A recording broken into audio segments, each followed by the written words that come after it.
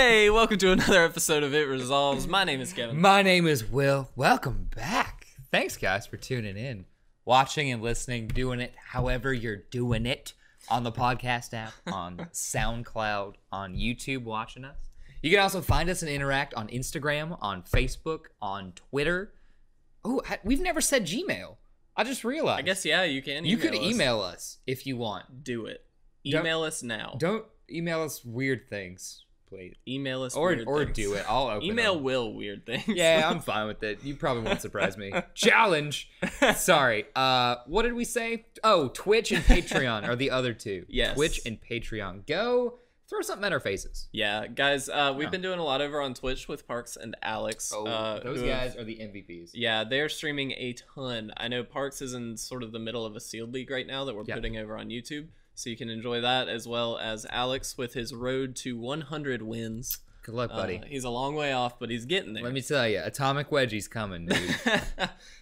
If he does not win that, if he gets 50 losses before the 100 wins, we will have a vote and get your recommendations as to exactly what we should do as his punishment for not winning. Yeah, I'd like to preface, I don't want to damage any Magic cards, so don't say, like, rip up his overrun or something. I don't want to do that. I don't know. I feel like that would really hurt him. Oh, God. Yeah, that's like... That's terrible, though. That's like... Well, yeah. Burning someone's favorite picture. If we... Like, it's their family picture. That was the last I had! Yeah, because there's not more overruns. I mean, but it's... Come on. I'm gonna rip up an overrun. Don't you do it. In the next episode. Maybe if you buy... Didn't we rip up a card in an episode? Probably. Once? I think I did. Oh, I remember what it was, and it was an episode that did not air.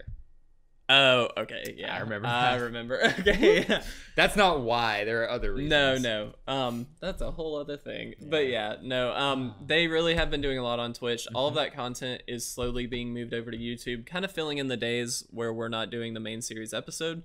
So, if you do tune in on Tuesday, Thursday, or Saturday, you will most likely see probably some gameplay of some kind, whether it be Commander, Standard, Sealed, something like that. So keep that in mind. You have your cup today. I do. I'm almost prepared. I'm halfway representing. Guys, I lost my shirt. It's somewhere in my apartment or my car. Let it be known we only made 4 of those as like an initial print run for the 4 people in It Resolves, and you lost your only shirt. I was the first one to lose it. You were the first one. I will find it. I promise. Andrew, don't hate me. I love the shirt. I really do. I just lose most things. Andrew doing the most. Yeah, I lose everything that's important to me. Like, speaking of losing everything, what happened to your preparation for this episode? Oh, it's at work. I brought it to work so that I could work on it when I had the chance, and it's still there, hanging there. It's a good place for it. Yeah. Hopefully someone gets it and learns about the tournaments that happened. Or something. Very smooth. Because it's doing us no good. But yeah, that wasn't very smooth. But as you brought my cup though. You sort of foreshadowed it. We will be doing a little bit of tournament. Yeah. Terminate coverage. The words confuse me. We'll be covering the latest limited tournament. As well as give you some pricing for some of the new Hour of Devastation cards, as well as the full set. If you guys have opened any boxes or anything. Yeah. Sell off that stuff. But before that, as always, we have our random card of the day on our Monday and Wednesday episodes. The card that's up, Devastate, is actually an interesting card, but we will refresh. Let's see what we get. Oh, this is one of your favorites. I'm gonna let you take this one. This card's amazing and timely. It is. Speaking Ixalan in a few months, we're gonna see this bad girl again. Oh wait. What's up? It's right here. Sort of. Here. We're looking at Vraska the Unseen, the less piratey Vraska. Yeah. So this was from Return to Ravnica. Actually the first Planeswalker I opened. Really? Yeah. Like ever? Yeah. Or wow, cool. Yeah. Very cool. Yeah, so Vraska, I actually opened Vraska and Jace in like the same day. That was a good day for you. Yeah, I played an F&M. I bought a pack first. Because pack. Yeah, I don't know. It was when I buy packs willy-nilly. So I bought it. won some games, and then pulled Jace in the other pack. So it was a good day. And Nice. since then, my luck has gone straight downhill. So, Yeah. Vraska the Unseen. She's a 5 cost, whatever you want to say, 5 CMC Planeswalker, 3 colorless, 1 black, 1 forest. Her +1 until end of turn. Whenever a creature deals combat damage to Vraska, destroy that creature. So, Death Touch? Sort of pseudo ish. death touch Yeah. on a planeswalker. Yeah. Her -3, her second ability is destroy target non-land permanent. So that's sweet. That's super good. Essentially abrupt decay on a stick with no mana cost restriction. Yes. Which is nice. It's awesome. Oops.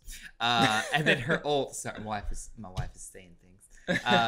Her ult. Her -7 is to put 3 1/1 assassins. With Death Touch, I believe, right? Assassin's tokens. No, but they do have whenever this creature deals combat damage to a player, that player loses the game. So, yeah, it is a win con. It's awesome. It's also worth noting she comes into play with 5 loyalty counters on her, so you can actually blow up a thing right off the bat. Yeah. It's awesome.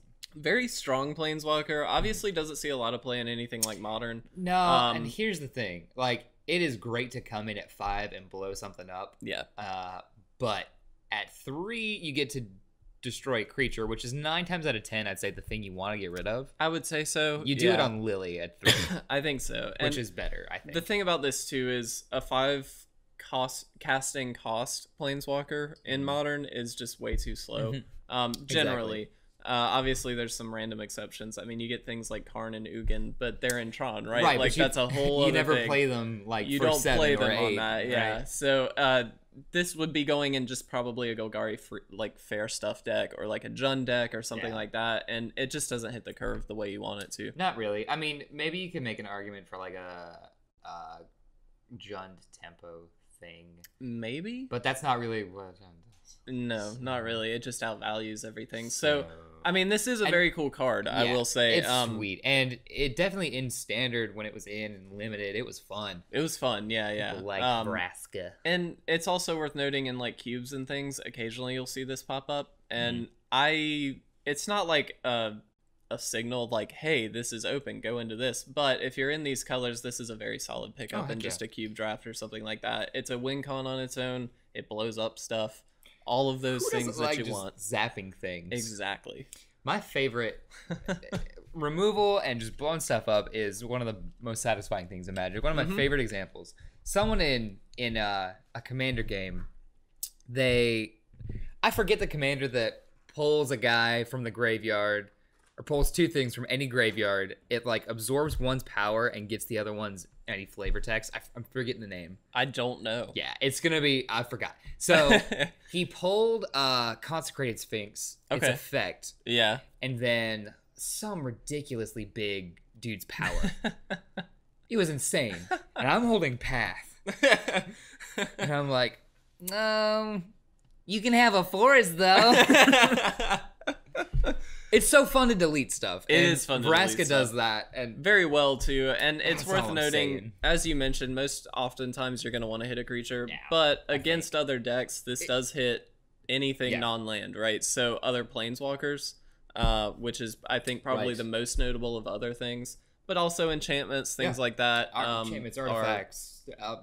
Anything. So, yeah, I mean, Vraska is one of my favorite just cool out planeswalkers. It's not the best, but it's just cool. No, definitely not. And it can't be, right? Like, this is too strong to be any less than 5, honestly. Yeah, I think so. It protects itself okay. So yeah, you can't put it any less than 5. But yeah, I love Vraska. I think so. This is a great example of a time that Wizards balanced something perfectly, I think. You know, I think you're right, honestly. I think it's very rare that happens. But I do think this is a good example of a planeswalker that's well balanced. I mean, it's mythic rare, maybe. I really like Vraska, so I'm happy to see that. First planeswalker we've ever had as well. Shout on the out. card of the day. Way to go, Vraska, the unseen. We see you. We saw you first. Oh man. Yes. So awesome. As we mentioned earlier, we do have some tournament coverage as well as some price listing stuff. But first, let's go over the tournaments. What have you got for us, Will? I would love to. So there are 2 events that just took place over the weekend. I am going to focus on one, the Toronto event, mostly because I've got it pulled up. But yes, 2 events, one in Toronto, the other, I want to say Tokyo. That might be incorrect. Yeah, I'm not positive. I can look. Kyoto, sorry. Close? It's in Kyoto. Also in Japan. So yeah, we're looking at the Tokyo one. Really, it's nice to see limited tournaments stand out before really good constructed ones, just so the community gets a chance to really like flex out a set before we start putting things together. Yeah. Even though there are already some solid decks being brewed up from Hours. So it's just nice to look at. Overall, though, you saw a lot of blue-red, which was interesting. Mostly, honestly, a lot of blue made its way into the tournament. Now that's surprising to me because notoriously blue being a controlling color in a limited environment, you would think, okay, maybe not so good. But I do think there's a lot of good tempo and just solid creatures in Hours that make blue worth it. Yeah, so there's cards like Spellweaver Eternal, which was played quite a lot, quite a lot of decks. There were 160 players at this tournament, and a lot of folks who touched blue played a lot of Spellweavers. One deck in particular, the top aided, played 4. So Spellweaver's a 2/1 for 2 with Prowess and Afflict 2. That's a lot of stuff on a 2. Yes. You know what I mean? Like, that's so much for just two mana. I love that. Oh, yeah. It's so good. It's value most of the time. And it's a common or uncommon?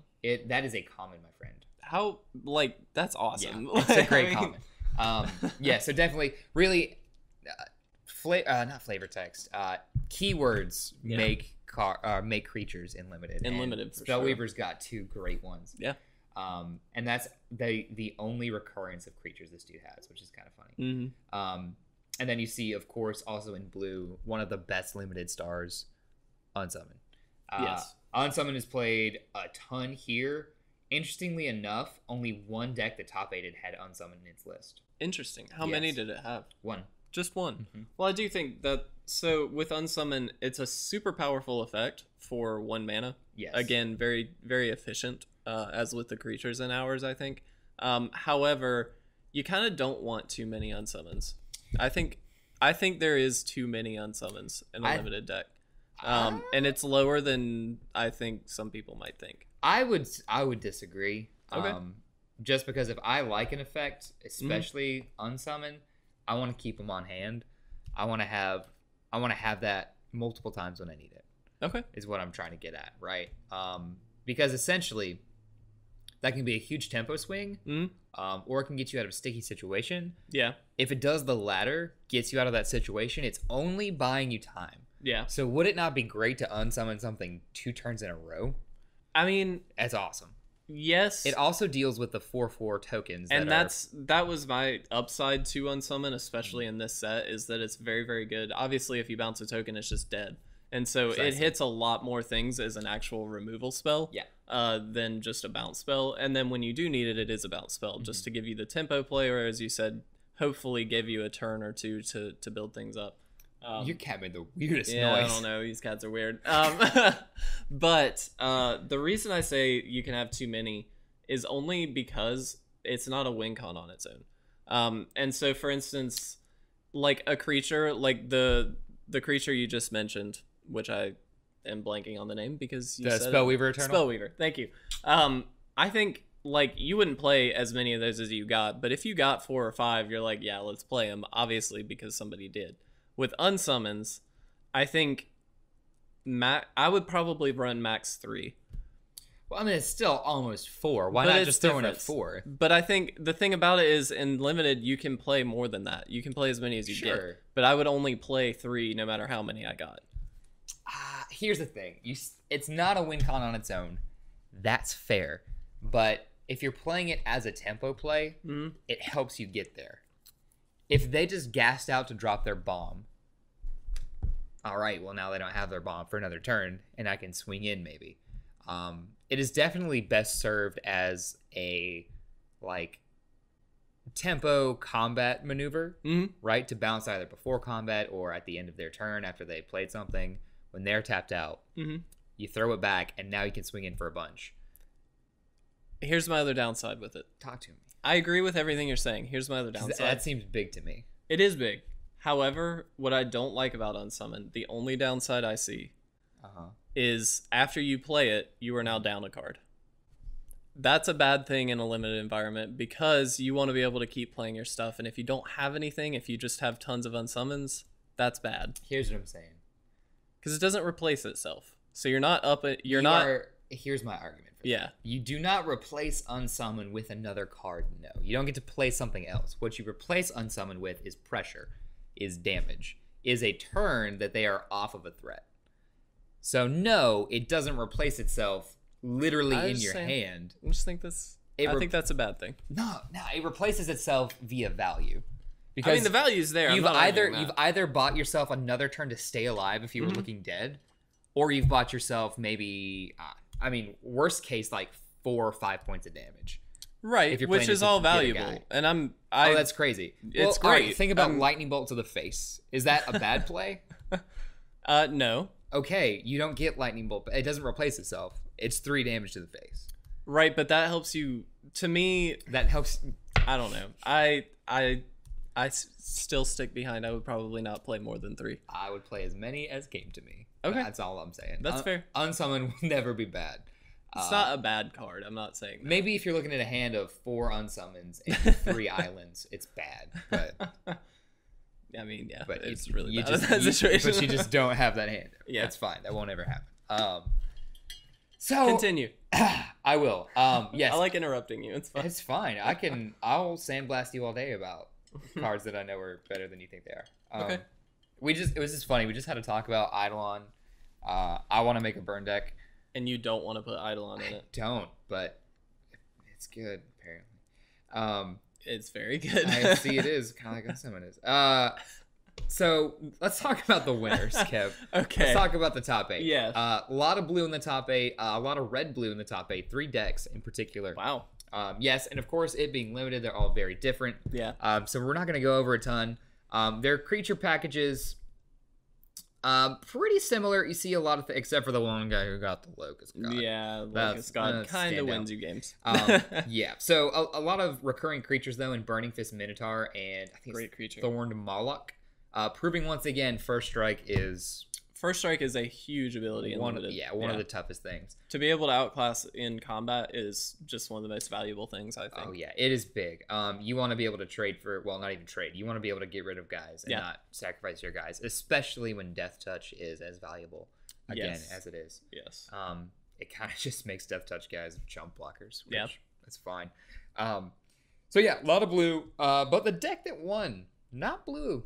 Not red, green, white. Okay, yeah. I'm good with green, that. White. I'm good with that. Slasnia.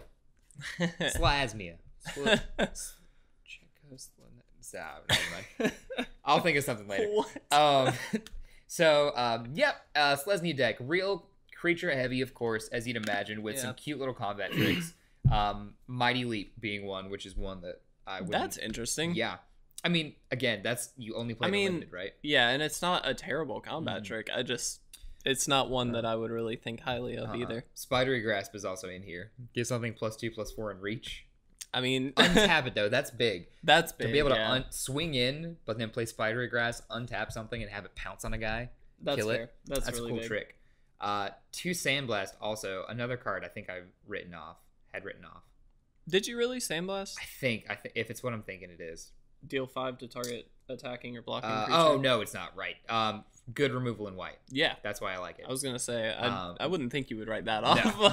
I thought it was impeccable timing. Nope. Okay. I don't remember. Anywho, I was gonna say So I want to bring something up with impeccable timing versus Sandblast because they do relatively the same thing except one's 3 damage, one's 5. I think that 5 damage is so much more relevant than people think. In a lot of cases. Here's the thing, though. You remember how much impeccable timing costs? 2. Yeah. How much is Sandblast? I mean, Sandblast is only 3. Now that you say that. Right. That's what I'm thinking. Like, I know it's nice. 1 extra, but that deals with bombs. Yeah. A lot of the time. Oh yeah. And obviously, bombs in a limited environment. That's your win con. You know, that's how it goes. And so, hopefully, if you can remove it, you just potentially won yourself the game. So I think Sandblast is. Tremendously good. Yeah, Sandblast is limited. Awesome. Again, removal. Removal is fantastic. In limited, you need it. Yeah. anywhere you need it, but yeah. limited, it's important. If text on creatures makes the creature any spell that says deal damage or destroy, that's a good spell. Yes. Especially in limited. Yeah. So its creature package varies very much. Its only recurrence is Oketcher's Avenger, where if you get to exert it, you can prevent all combat damage that would be dealt to it this turn. I like it. There's a sweet combo. Yeah. We talked about earlier on the show, not this show specifically, earlier on the podcast, with Oketcher's Avenger and one enchantment with Flash. The name escapes me. You can essentially redirect all the damage to Oketcher's Avenger and prevent all of it for a turn. I know what you're talking about, and I cannot remember. You found the combo, and I don't remember what it is. It is fantastic. Yeah, it's super good. If as a secret combat trick, if you get to play with it. So the bomb in this deck, though, that sticks out, Crested Sunmare. Yes. Just the pony. The steed. It's awesome. Is it just a horse? Does it have a horn? It don't. Yeah, it's a horse. It does not. It makes other horses, though. Other horses you control have indestructible. Kevin, can you name any other horses in Magic? A crow and horse. Oh, dude. I know there's more. A crow and horse is but that was the janky first thing enough I to be could fun. find. Dude, crow and horse. Yeah. Talk about flavor. Oh yeah, no, that It's excellent. I like that card. It's a silly card, but I like that card. It's so cool. It's the Trojan. It's the Trojan horse, dude. It's awesome. You've also got Angel of the God Pharaoh, something I think people initially did not draft as much, even though it's a 4/4 in the air for 6 with cycling. Yeah. It's a good card. Oh yeah. I wasn't scared of it. I wanted to see this during my limited and sealed events. Yeah. And I did not. Overall, though, it proves white stronger than I initially gave it credit for. Yeah. So yeah, a green-white deck takes the win.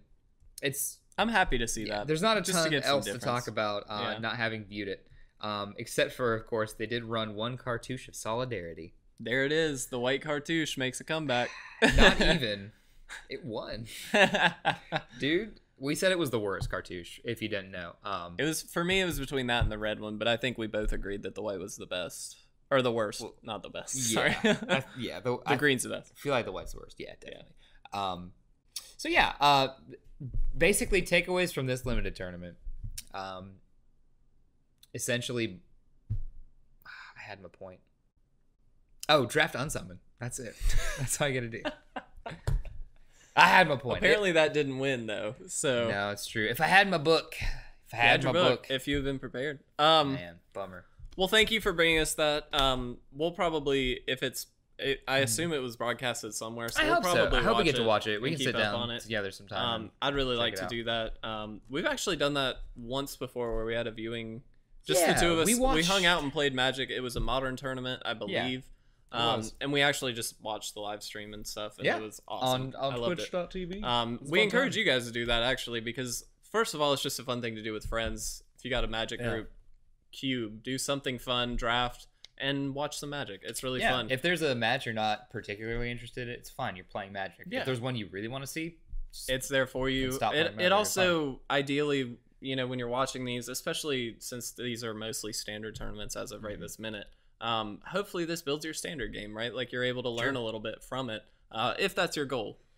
So if that is your goal, I would say watch them. You will learn something, maybe an interaction you didn't know about or something. So it's worthwhile to do so. Although next year, if you didn't know, we were kind of late to this news, or at least I was anyway. I knew about it. We didn't do an episode about it. But they are including Legacy. I'm so excited. Yeah, in the Pro Tour. I'm so excited. That's really cool. So, correct me, Kevin, are they doing standard, modern, and Legacy I believe so. I believe that's the case, which feels good. I like. Normally it's just, and correct me if I'm wrong on this, it's just standard and modern. That's what I thought. And I wish I knew for sure on all this stuff, because they do a draft at some of them. I know for Worlds they do a limited event. I don't know about the Pro Tour, actually. I don't know either, to be honest. But to see Legacy make its way into the Pro Tour is just huge for me. Legacy is one of my favorite formats just to watch, because the gameplay is so close, and you really have to fight over things, get the interaction and stuff like that. So I'm actually really excited to see that on a Pro Tour stage where it matters even more. And so I'm stoked. I'm really happy about it. And modern, of course, I like. Well, yeah. Who doesn't like modern? Modern's so fun. We'll talk about that because in our new mini series that we're thinking of starting on our Friday episodes, we want to go over each of the formats and sort of determine what's good about those formats, how they work. Yeah. And what sticks out. And we haven't named it yet. We haven't started yet. We haven't started yet. I'm teasing a little bit, but it's fun. Sprinkle it in. Modern will be there, and I'm excited to talk about Modern. Oh yeah, and Legacy. But all that being said, thank you for bringing us the tournament coverage. Appreciate that. Way to be there. I have some price guide stuff that I'd like to talk about. Yeah, you got the kind of the investment portion. Yeah, I wouldn't take this stuff too seriously as Hours just dropped and we're still sort of settling. That being said, the price or the set as a whole has sort of evened out. When I say that, I mean one of every card in the set. If you were to buy that right now, you're looking at about $192. That sort of has been flatlined. That's a single of everything. Non-foil, just single of everything. And that sort of has leveled out, right? Like that's the norm. That's probably where it's going to settle. It may up and down just a bit, but that's going to be where it's at. It was at one point $270. Oh wow! So as expected with most standard sets, it got that high. Yeah, it shocks me it got that high, but it's no surprise that it dropped, right? Every standard set starts at the hype, it builds, and then it drops off once it's released. As it gets opened, more people have the card, less people are interested, so the demand's not as high. So to me, I feel like that stands out to me because this set to me hasn't felt like a set for standard players. It's a set for commander players in particular. That's for sure. But everything in there, there's a lot of cards that do the same things, but like the unique things in there, you get a Planeswalker fetch in Jeru, is his name, I think. You get a Sphinx commander in the whatever his name is. Unesh. Yeah, that's it. Unesh, Cryo Sphinx. Solemnity is fantastic. In everywhere but standard. Well, for now. For now. But honestly though, like other than that, the cards that are it doesn't feel like a standard player's paradise by any means, right? No, not really. Even though there's some sweet things. I mean, there are. I think because Nicol Bolas made a comeback, there was a lot of hype around that. If you look at just his card, I think his card alone dropped like $20 so far. Because it was in the 30s, high 30s, I think, and it's now around 20. Makes sense. It's hype. That's all it is. It's playability versus that's exactly how cool the card is. Versus flavor. So it is sort of steady at the 190 mark. If you get one of each card, that's sort of what you're looking at. And it looks to have leveled out for the most part there. So I also have the top 5 most increased price cards based on percentages over the last week. I have 2 guesses. But okay. Well, what are they? Let's see. We're doing increase first. So this is I only have the top 5 increase. It's fine. increased by percentage over the last week. So all right. So that's what I'm looking at. Not necessarily what's the highest priced card. The percentage increase. I've got 4. I have 5. Okay. I'm gonna start with what I think should be obvious: Frank Sandy. Next, Torment of Hailfire. Kind of gimmies, I think. Then the Excavator, Ramunap. I'm gonna go with Solemnity as another one. What was my 5th one? What did I say? Frank Sanity, Torment of Hailfire, Solemnity, Ramunap. Oh, Unesh. No. I'm sorry, the Scarab God. That's what I wanted to say. Okay, all of those are wrong. Whoa. Yeah. Okay. So I do have the percentages and the final cost as of right now written down for this. We'll go in reverse order. All right. So at number 5 with a 39% increase over the last week, we have Crested Sunmare. Okay. At $6.59-ish cents. These are prices based on, I believe, MTG Goldfish, so keep that in mind, as well as the percentages. Sure. In 4th place, Earthshaker Kinra with a 94% increase. Is that card good now? I don't know. It's at $1.50 right now. I think it might be on its way up. How is that card good now? I don't know. I don't see it. That's fine. Number 3, which is a card that I'm actually kind of stoked about. It's an uncommon. Okay. With a 96% increase, only 2% more than the Earthshaker. A Braid. That makes sense. I like that card quite a lot. It was undervalued, I think, in the beginning, and it's now sort of leveling Yeah, out. I think 220. I think you played in Standard for a while. Yeah. It's a burn spell or a blow up artifact card, I believe, and that's just great. Yeah, I think you played it for a while. Number 2, and this isn't too surprising as I've done very minimal research on Standard right now, but I do know that this card has been going up. Champion of Wits. With a 163% increase Champion over of Wits, last the week. blue Naga thing? The blue Naga thing. It's right at $7 right now. Hold the phone, everybody. I gotta find out. I gotta remind myself what this thing does. I will go ahead and say number 1 with a 298% increase over the last week. Godfarrow's Gift. Yep. Which is right at $2. Which I think is interesting. But, yeah. Do you want to read out Champion of Wits? Yeah, when Champion of Wits enters the battlefield, you may draw cards equal to its power. If you do, discard 2 cards. It's a 2/1 for 3 with Eternalize for 7. I don't think that's a $7 card. Apparently it is. Strongly disagree. I also don't play Standard, so I would not know. But maybe it's a $5 card if you're building like a blue janky deck. A blue janky deck. But I mean, I do think it's just it's simple value, right? Nothing really combos with that except for the Scarab God, other draw effects, which there are a few in Standard. But like on its own, it doesn't do a ton because you still have to pitch 2 cards. You're not up cards. You just see more of your deck. Which, to be fair, if you've got things in your hand you want to eternalize or that are just dead right now, you just get 2 more things, which is great, and you get a 2/1 body. And you get it later. I mean, I see the value. Yeah. Not at 7, though. Personally. I don't know, because I don't know where it's being played specifically. I feel like if I knew what deck it was in, I could better judge on it. I don't know, though. I don't expect that to stay where it is. Personally. Because it doesn't go in blue control decks, right? No, I don't think so. Because it doesn't do enough for you. But yeah, so Godfarrow's Gift with the most improved. Yeah, that makes sense over the last to me. week. That card is kind of awesome. It's a little too awesome. Yeah. That being said, none of the cards that you thought were on that list. Shocking. Guys, Torment of Hailfire is so good. Torment of Hailfire is good, and it has increased in price. I think originally it was under $1. It's, like up at like $3 $3 now. Go buy them. Yeah, it's Quick. a great card. It's also worth noting that was only over the last week.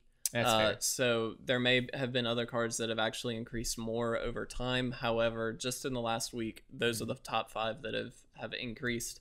So, I mean, interesting stuff, I think. It is interesting. But no, good Torment of Hailfire, guys. Go play it. That card's so broken. It's removal. We played it in burn, Cube, and it just won. Well, it was awesome. We played it during Two-Headed Giant. It's less bad when it's like... Yeah. You know what I mean? Yeah. It's kind of insane in Two-Handed Giant or Commander. Too good. Yeah, it's awesome. Too good. All right, guys. So. Ooh, infinite mana combos. Torment. Sorry, I'm thinking Commander No, now. You're right. I'm thinking Commander now. Ooh. All right, sorry, what? We do want to move on to our Cracker Pack, sponsored by Grand Slam. We really appreciate all the help that they give us. We've done Cracker Packs with them. We've done box openings with them. We're about to do a giveaway with them. Which we'll talk about in just a second. A mere moment away. Yes. We've already launched this probably on our social media stuff. I say probably because it's not Wednesday right now. Fourth wall broken. There it goes. There it goes. It was nice to see it for a little bit. Deadpool will be proud. Yeah, we've launched this giveaway with them. We'll talk about it more after the Cracker Pack. Yeah. We do have our goal cards. Of course. Mine is the Excavator. That's gonna be so good. I know. I love that. How much is that right now? Do you know? I don't know offhand. I don't think it's that much. I'm gonna tell the people because I'm interested. Okay. Because I think it's gonna be great for a while. And mine, of course, is the Spellweaver Eternal. A cool card. I want to play him in Izzet Control. I really like the art on that card so much. Oh, it's beautiful. It's so nice. Romanus. I didn't get mine, by the way. I apparently just searched for a plant. Good. While you go over that, I'm gonna go over my pack. Please do. So I got Resilient Kenra as the rare, which I actually do think is probably the pick. A 2/2 for 2, and when it enters the battlefield, Target creature gets +X/+X, where it's this creature's power. It also has Eternalize for 4 and 2 green. I just think it's a solid aggressive card. Yeah. I really like it. I did also get an Ominous Sphinx, which I happen to think is quite good. A 4/4 flyer for 5. Oh, heck yeah. And whenever you cycle, you can give something He is a -2/-0. I think it's kind of between those two. I also got a foil Feral Prowler, which, you know. Oh, screw you. I also got an Open Fire, which is solid burn, and Bitterbow Sharpshooters, which is also good. I don't know. Go ahead, say it. I got him. I hate you so much. First try. No, it's like our third, fourth one. I was gonna say we're a little ways in. First try with this pack. Yeah, guys, I got him. It feels a good day. Yeah. Sorry, who are you picking? It's either between these two, the Sphinx or the Kinra. I kind of like the Sphinx. I really do. I also like the Sphinx. Flying is not to be undervalued. Flying is very good, so I might go with the Sphinx, actually. I would too. Honestly, the Sphinx is probably it for me. Yeah. Man. I'm so mad at you that you you suck. Go ahead, talk about your pack. It's got Wildfire Eternal in it. That is so pretty. That's all you need to know. You pick it. Which you do. I mean, I don't think you do. You don't think so? Not in limited. I don't think it's strong enough in limited. I mean, it's like, it's big, but that's a build around for sure. And like, what am I playing that? I don't know. What I'm saying is I don't think there are instants in sorcery strong enough that I will see enough to play this to really get it to work. If you don't know, if he's not blocked during combat, he's only a 1/4 with a flicked 4. If he is not blocked, he gets through for that 1. You cast an instant or sorcery without paying its mana cost. So basically, you attack, and they have to choose: do I want to take more damage, or risk that it's going to play something? Yeah. Which is great, and I think it's going to be really cool for constructed. I really want to brew with this and toy around with the numbers. That being said, I don't think it's strong enough in limited. Okay. I'm just like, what are you going to cast for free that is strong enough that, you know what I mean? But you have an Open Fire, which is good. Oh, I know.